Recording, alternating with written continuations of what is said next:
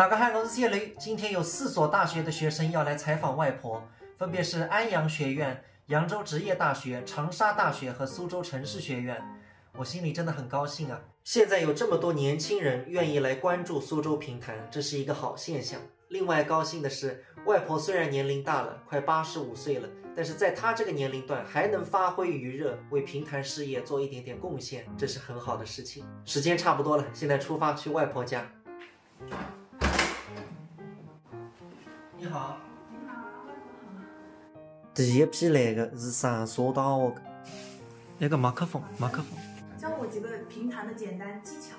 弹的，对，你可以教我一下，手把手教我一下。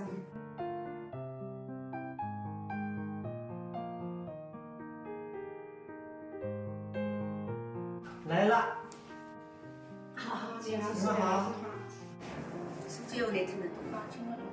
你是苏州人啊？这边个苏州人来扬州读书，半个钟头匆匆而过。我有2批。李老师好。你们来好多人啊！我们是城市学院。但是你们先，李老师好。他日落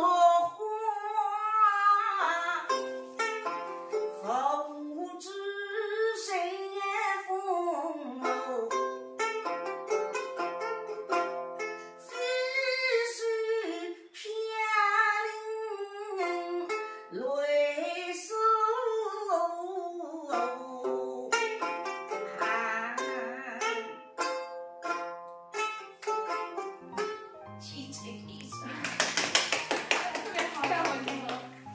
再有一批湖南欧阳学院。李老师你好，很荣幸能够采访到您啊。我们也了解到您是一位84岁的评弹技艺的传承人嘛，所以我们有很多问题想要问您。